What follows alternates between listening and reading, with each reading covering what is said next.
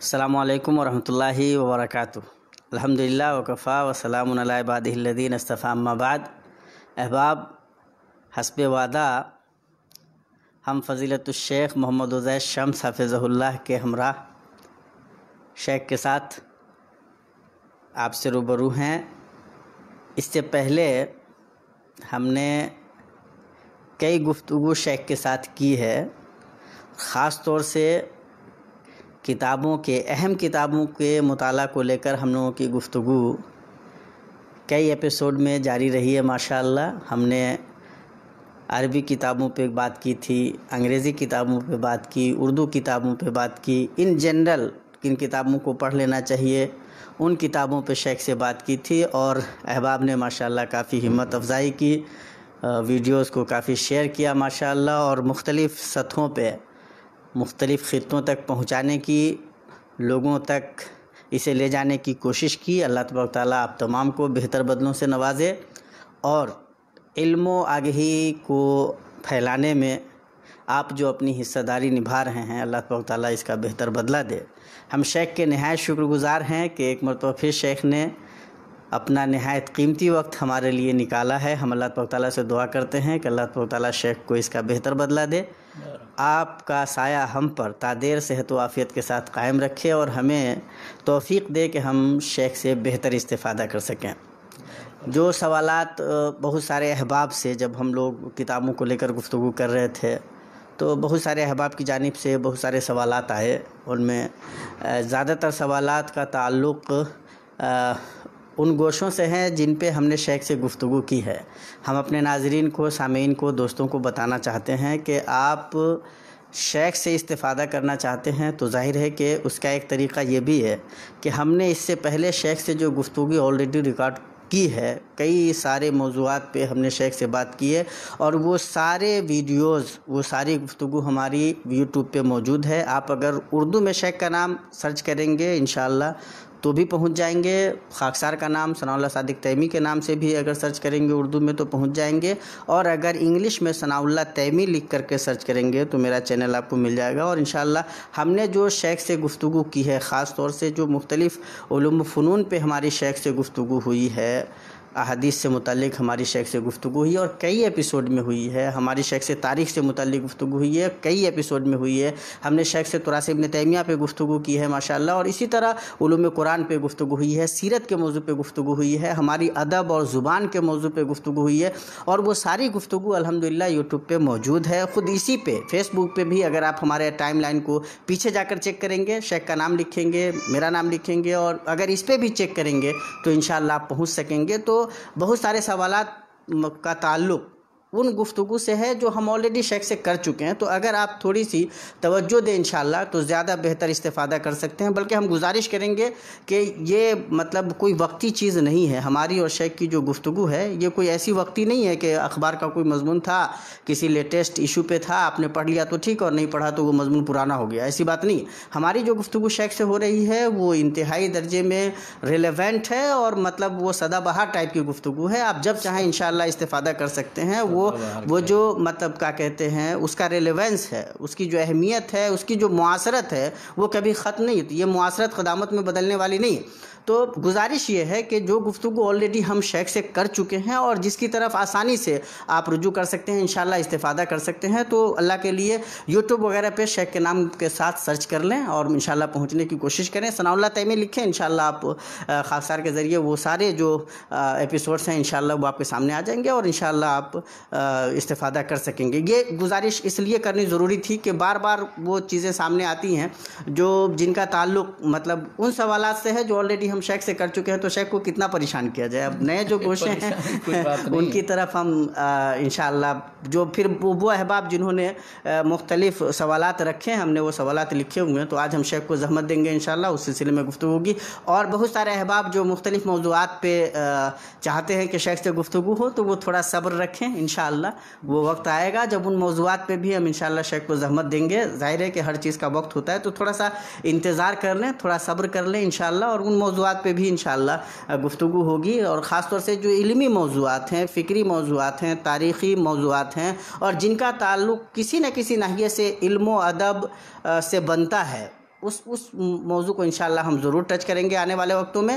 لیکن جن کا تعلق فقہی مسائل سے ہے تو عام طور پہ شیخ اس کی طرف بہت زیادہ دھیان نہیں دیتے, چاہتے ہیں کہ ان سے تھوڑا سا مطلب اس طرح کی گفتگو کو اس طرح کی گفتگو سے الگ رکھا جائے. تو شیخ ہم بے انتہا شکر گزار ہیں, دعا کرتے ہیں کہ اللہ تعالیٰ آپ کو بہتر بدلوں سے نوازے اور ہمیں بہتر استفادہ کا موقع ملے. شیخ اس سے پہلے جو ہم لوگوں نے گفتگو کی تھی تو اس پہ کئی ساری باتیں آئیں. ایک بات یہ آئی تھی کہ مولانا مودودی کی کئی کتابوں کو آپ نے ریکمینڈ کیا تھا کہ پڑھنا چاہیے, تو اس پہ کئی سارے احباب کے ذہن میں یہ بات تھی کہ مولانا مودودی کے منہج کو لے کر کے ایک بہرحال سوال قائم رہتا ہے, اور خاص طور سے دین کی تشریح جو ان کے یہاں ہے, یا اسلامی تاریخ کو دیکھنے کا جو ان کا نقطۂ نظر ہے, یا پھر صحابہ کرام سے متعلق جو ان کا رویہ رہا ہے, یا پھر احادیث کو لے کر کے بھی جو ان کے یہاں کچھ چیزیں ایسی ہیں جن کو لے کر کے لوگ وہ رہتے ہیں. تو آپ جب مولانا مودودی کو ریکمینڈ کرتے ہیں یا ان کی کسی کتاب کو, تو کیا آپ کے پیش نظر بھی کچھ تحفظات ہیں, یا آپ مطلب کیا کہتے ہیں ان جنرل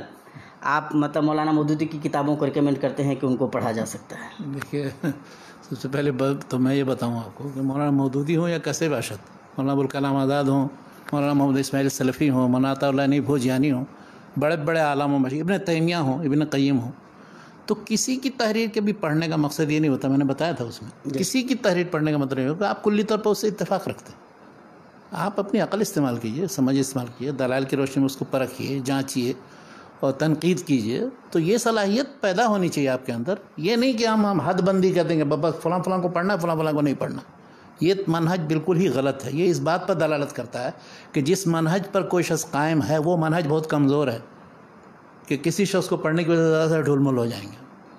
آپ اپنے اندر منہج یا عقیدے کے اندر جب پختگی پیدا کر لیں گے تو کسی شخص تک کہ غیر مسلم کی بھی تحریر آپ پڑھیں گے تو اس سے متاثر نہیں ہوں گے, سمجھ میں آ جائے گی کہ وہ کیا کہنا چاہتا ہے اور کس حد تک ہم اس کے اتفاق رکھیں گے, اختلاف رکھیں گے.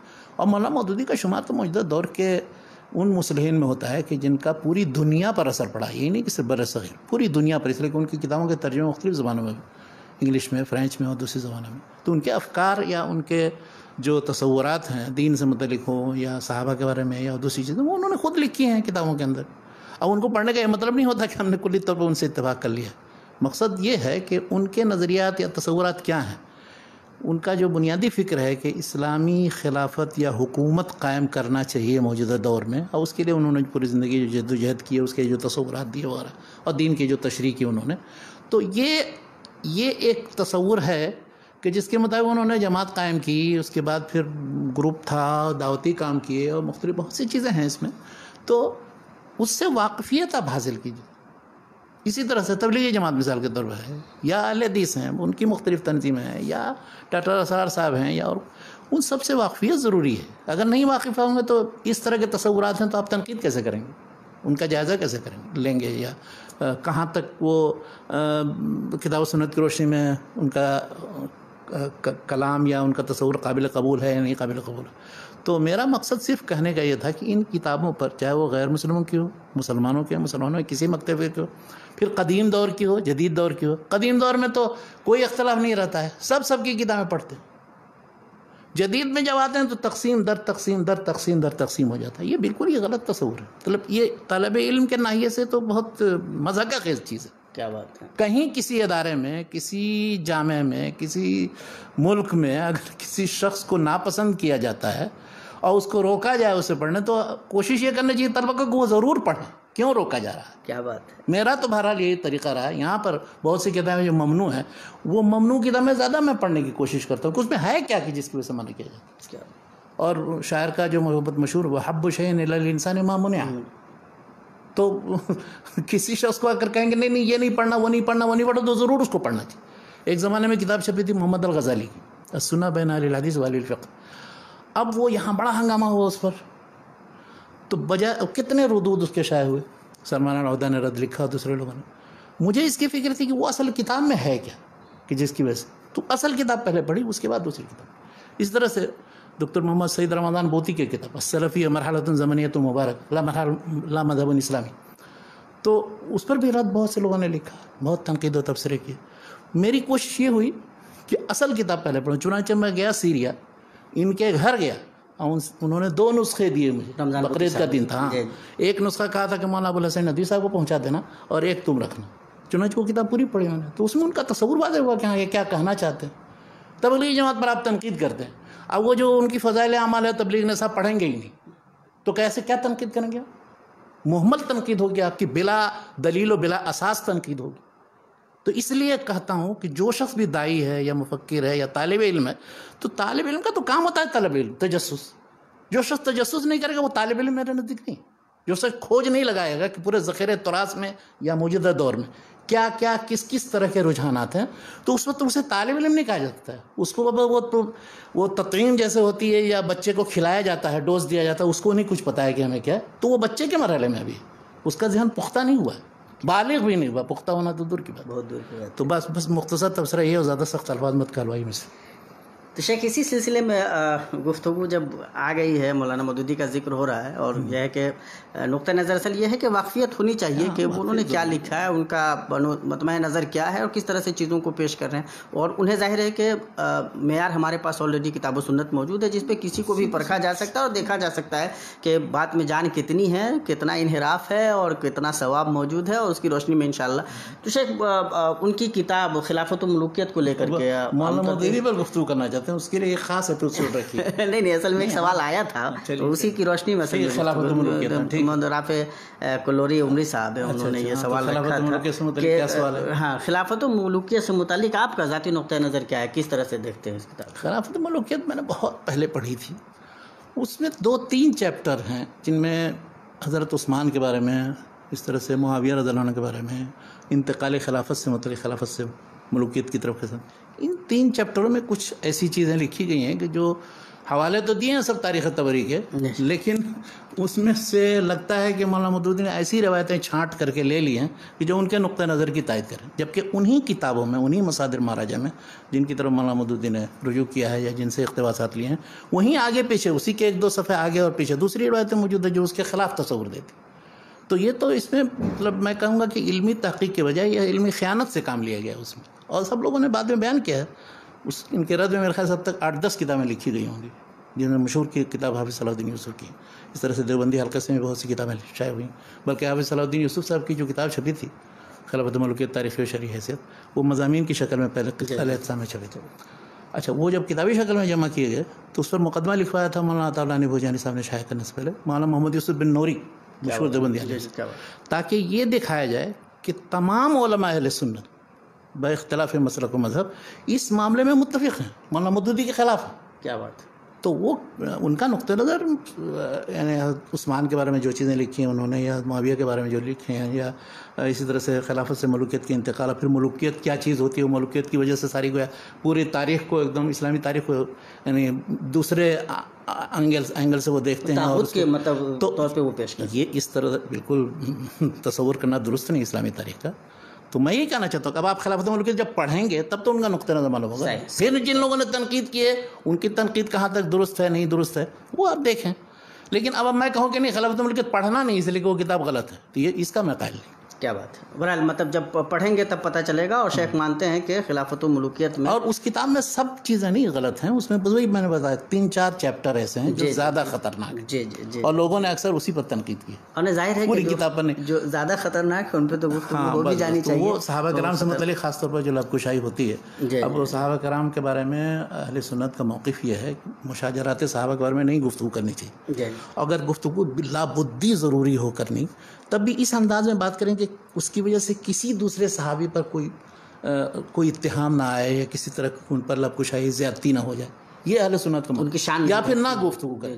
مولانا مودودی یہ کہتے ہیں، یا اور جو لوگ بھی بہت جری ہیں وہ یہ کہتے ہیں کہ نہیں یہ کون سی بات ہے، صحابہ بھی ہماری طرح سے آدمی تھے، ہم ان پر بھی گفتگو کر سکتے ہیں ان کے، لیکن ایک چیز یہ بتائیے آپ کہ گفتگو تو آپ اعمال احرکات یا ظاہری چیزوں پر نہ کریں گے، باطن پر آپ کیسے حکم لگائیں گے؟ کسی باطن پر تو آپ صحابہ کیا موجودہ دور کے لوگوں پر بھی نہیں حکم لگا سکتے، پھر وہ تو پھر اللہ پاک کے منتخب، اس لیے رضی اللہ عنہم ورضوا عنہ جو لوگ ہیں تو ان کے بارے میں گفتگو بہرحال اہل سنت کے مسلک کے خلاف ہے کہ کسی طرح کا ایسا تصور دیا جائے کہ جس سے صحابہ پر کسی طرح کی آنچ آتی ہو۔